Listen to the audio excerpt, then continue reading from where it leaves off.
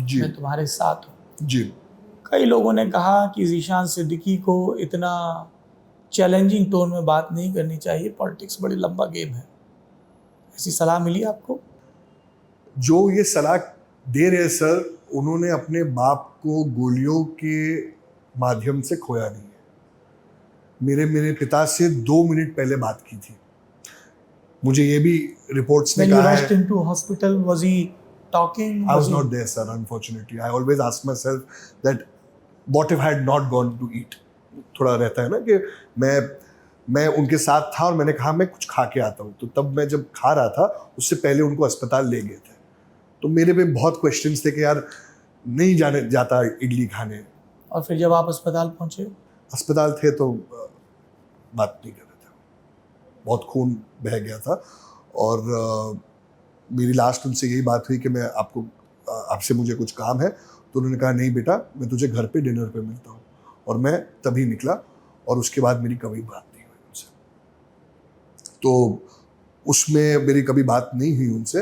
पर मेरी ये जो स्टेटमेंट था, किसी ने जिस पे बीतती है वही जान सकता है। ये नेचुरल तो नहीं था कि उनको कोई बीमारी थी या कुछ हुआ कि मैं उस पे टर्म्स में आ सकूं। कोई लोग आए और मेरे पापा को सड़क के बीच में गोली मार के गए। मैंने उनको देखा है, उनका खून देखा है जब मैंने अस्पताल गया था। और वो दृश्य मेरी ज़िंदगी में मैं कभी भूल नहीं सकूंगा। मेरे आंखों के सामने आता नहीं है। 4-4 रात मुझे नींद नहीं आती है। वही सोचता हूँ मैं कि क्या हुआ था, कि जब गोली लगी थी तो कैसा उनको महसूस हुआ था। ये सारे क्वेश्चंस तो मुझे उनका जवाब कभी नहीं मिलेगा। मैं था नहीं उधर। मैं शायद से अगर होता अस्पताल में तो मैं पापा को छोड़ने तो ज़रूर जाता गाड़ी, तो शायद से मुझे भी गोली मारते। तो मेरे हिसाब से तो पापा जाते जाते भी मुझे बचा के गए। मैंने पुलिस से पूछा कि उन्होंने मुझे क्यों नहीं गोली मारी, क्योंकि मैं 2 मिनट पहले निकला। तो उन्होंने कहा कि आपको गोली क्यों नहीं मारी, क्योंकि जैसे ही आप बाहर आए तो आपकी गाड़ी जस्ट लगी हुई थी और अब फट से गाड़ी में बैठ गए।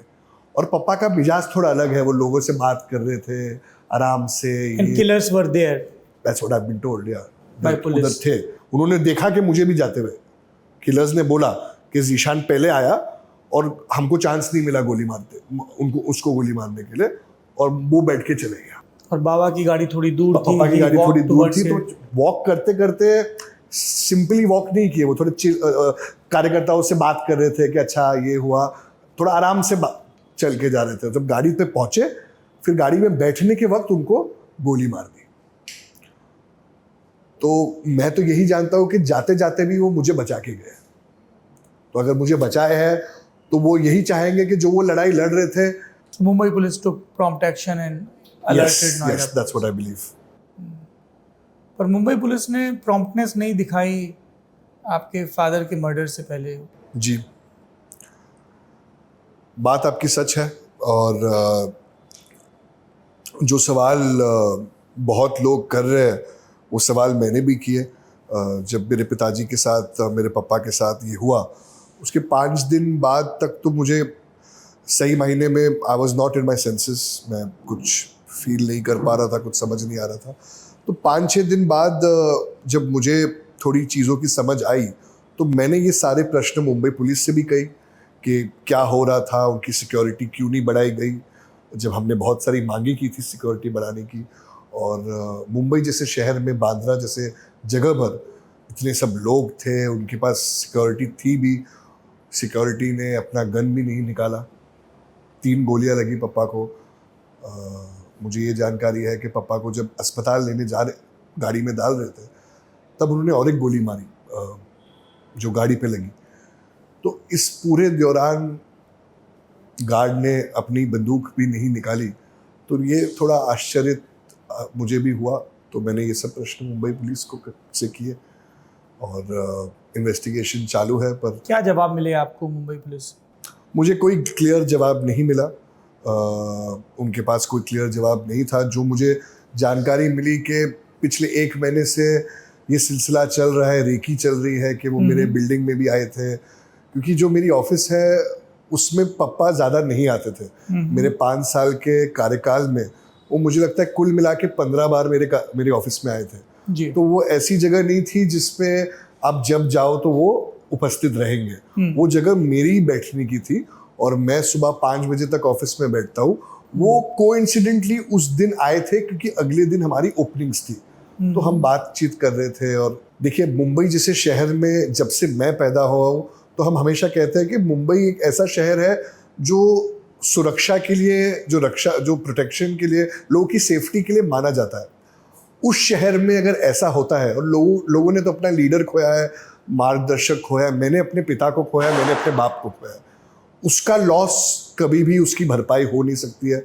मुझे याद है, मैंने पापा से बात की थी और मैंने कहा था कि मैं बस 10 मिनट में आ रहा हूँ। तो उन्होंने कहा था कि ठीक है बेटा, मैं तेरे को घर पे मिलूँगा, मैं बस ख़त्म करके 5 मिनट में निकलूँगा। और उसके बाद मेरी कभी उनसे बात नहीं हुई, कभी मेरी मुलाकात नहीं हुई। हमारी फैमिली व्हाट्सएप ग्रुप है, मम्मी ने पूछा था कब आ रहे हो, तो उन्होंने कहा था कि मैं घर आके डिनर कर रहा हूँ।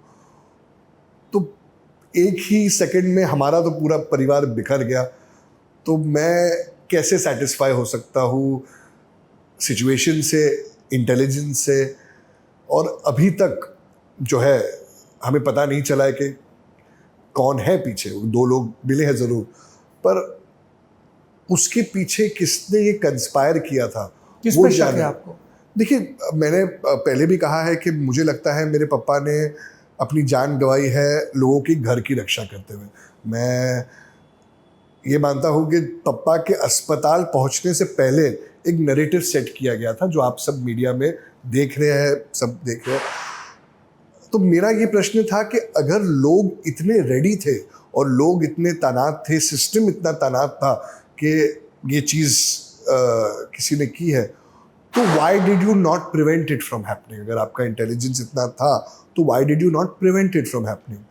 तो मुझे तो यही शक व्हेन है। यू से नैरेटिव सेट किया गया, जी, are you hinting at the conspiracy theory कि लॉरेंस बिश्नोई के शूटर्स ने ये काम किया, ये narrative? yes, I am hinting at that, but I don't know if it is true or not. मुझे ये नहीं पता कि कौन किसने पर किया आप है। रीडेवलपमेंट और बिल्डर्स की बात कर रहे हैं। जी, मेरे पिता ने हमेशा गरीब लोगों की लड़ाई लड़ी है और उनके घरों की लड़ाई लड़ी है।